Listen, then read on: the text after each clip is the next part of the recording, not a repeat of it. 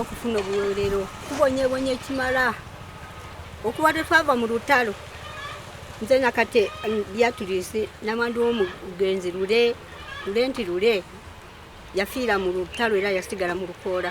Erinnya Beatrice? Nze nzaala omwana oyo naye kuba le nava mu lutalo sifunanga mirembe sebakangako ku tulo era nteebereza gye ngenda kuleka abaana bange simanyiiyo. Twatandika n'eddungu mutabani w'omugenzi Mukini Muhammad n'atubonyabonya n'atujojobya n'atutwalanga mu makomera tubeeranga mu makooti nga twewuuba. Kaakati ate bwe bagira kati ne batulekera bano abalala be yayisaamu ebibanja yabitundanga na kiro nabo nga tetubamanyi ne batuwaalira nabo ne tuzunga naabo. Kyokka ku luno juzi nagenda kulaba kyeyamaani ngaze ng'agamba be mubadde muwoza nabo babasinga omusango kati ne batunda kati we baguziza be bagenda okujja okwerula ettaka. Nimubuuza maama batusingira wanga tetuliiwo nga tuludde okugenda mu kooti baludde okutuyita mu kooti nti babasinga kakati baatunda bwe baguza baagala kujja kwerula ettaka ne tuguma ne tubeerawo. N'abo abavubuka abo abakola effujjo lyabwe omu gwe twaggalidde nga be bali kuguleeta. Kaweesa Vice nga yali ku greda nga be bali ku greda n'ekibinja kyabwe. Kaakati ne batukola ki ne tugenda. Kaakati bwe tugenda ku poliisi ne bagiyimiriza ne tusirika. Kati tuba tuli awo mba ndi awo olwo eno gye batemye kati taata wange bwe yagula nga wano waayita. Kaakati ate bano bannanye ettaka ono Mukini ono mutabani wa Mukini ne nnanye ettaka ne bafunamu obutakkaanya ate oluwanyi ne balugyayo ne baluteeka wano era kati wali bwe luti.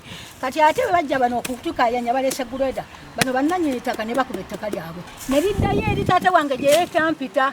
Kati ono muto wange kwe kugamba tusimbayo kasooli ku lusaasalo lwaffe nga greda bweriyeewo kati nga tusimbayo kasooli ndowooza kati ali wano bw'ati. Kati mba ndi awo ndi wali mu bijanjaalo ng'omwami oyo gwe baasibye n'abalala basatu be basalimbira mu kibanja omwo ng'ajja mukudde kasooli mukudde kale kola kyokola gende poliisi ndaba bamanyira kuwaaba nze mukudde omusimba mu ttaka lyaffe kati nga wali abalambulya ettaka lyabwe. Kaakati munnaye ng'anguma nga nkubira omukyalo oyo nga mugamba ssebo munyabo kyamaanyi te Tomu akudde kasooli wange nga baali kumpi kwaba abakkiriza ebibanja byabwe bitwala baali kumpi nga bajja bwe bajja kasooli bamunsanga awo nga kiganda bwe kiti ne mugamba amukudde n'amukubira essimu n'amugamba Tomu lwaki okudde kasooli wa mukyala Nakyazi simukudde nga balina Kaweesa n'amugamba ate kasooli tumuyina weegaana ki ne tutambula ne tugenda ali ku lusaasalo lwe bakola kasooli nga yekandagga mukudde kyavudde mukula kasooli mukudde amusimba mu ttaka lyaffe omukazi ettaka lyaffe aliremeddemu eri agamba nti yatuyingira eno ate ajja mu ttaka lyaffe eri baatema kye baagala bakama bange ne bayingira eno ewange twabaleka ne basimba obutina kali gyebuli batunde liri ettaka lye baategeregana nabo.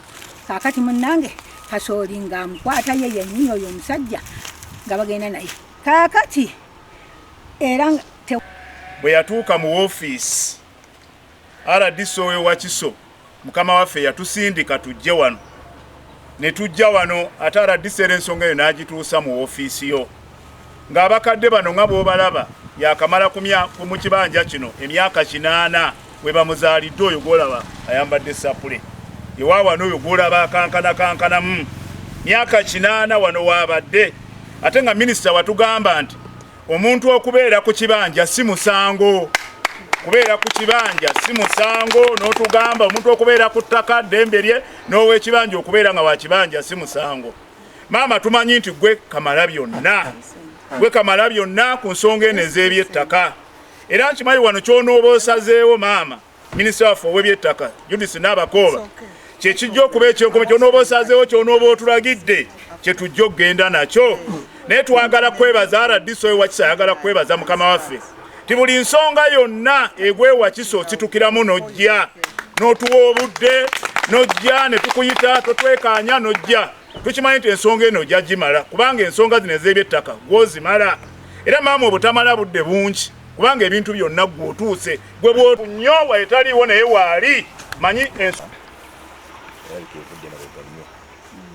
odagamba okuva mu lutalo okuvaawa naye nzize kugitegerako omwezi nyini era yajja mu ofisi yange nantegeezaako nensitukiramu mu nsonga eyo kati entegeezaamu gyantegeezaako yaŋŋamba waliwo awulidde information waliwo aba planning okujja okukola ki the first information namufunamu aba planning namugamba baze nanga tebannajja nebuliddeko nemugamba kakati kateka intelligence ku ground immediately nempita OCCID nemugamba nti kusinzira nga bwe tiyampa information emala abaana abajja wabaani immediately report nakusindika nengulawo GF babe baana abo kati ekyazeeko kyekino ekyokujja nangamba nti bafuyidde era immediately ntujja ku ground.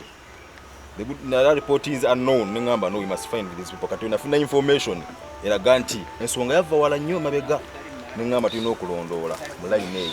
The good thing information gye nafuna nenfuna bwenkwatako oyo gwangamba yakola kasooli n'agamba nti era ajja kujja afuuyire information nti yagituweeyo yakoma ku LC.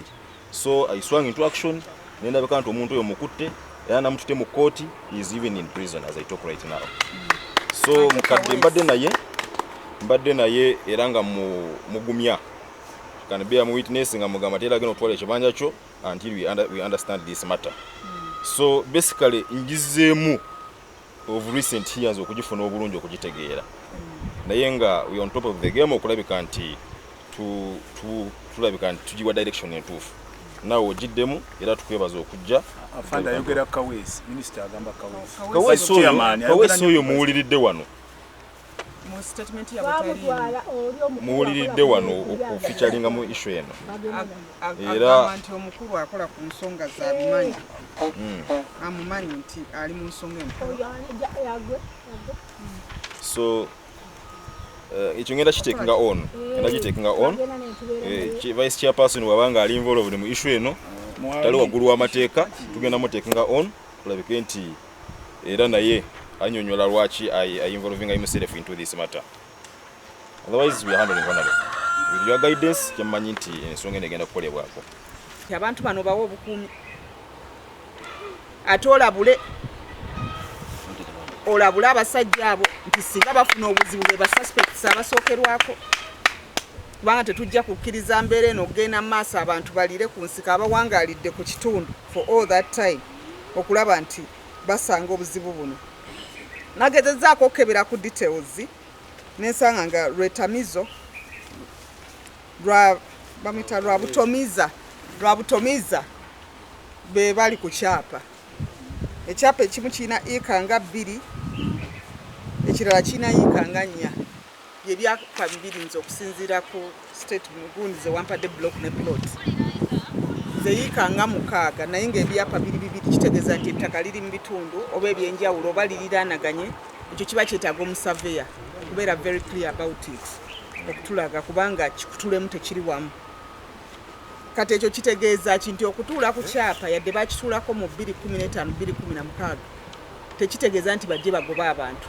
B'osanzeeko manya nti basenzeebo olina kukwatagana nabo ng'etteeka bwe ligamba so si bo kweyiyiza biragiro byabwe n'amateeka gaabwe. Ekyo CID ne DPC mwino buli wamu sina wano wokka oli bwajje bw'aba asanzeeko abantu go to the law. Temudda mu kuforcinga abantu nakuleetera abantu kutemagana ku ttaka. The law is very clear. Mutuule muteese bwe bibe by'okuteesa biganye bagende mu kooti ate era ne kooti ejja kujja ku ground etuule etunuulire embeera egirabe tejja kusalawo nga basalirawo mu office era ne basalirawo mu office mulina obuyinza ogenda obbaga nti naye bye musazeewo ku ground nga bino bye biriyo. Bwe munaabeera faamu tujja kusobola okulaba nti abantu baffe abatawanyizibwa ku ttaka n'ebibanja byabwe at least bafuna obukuumi.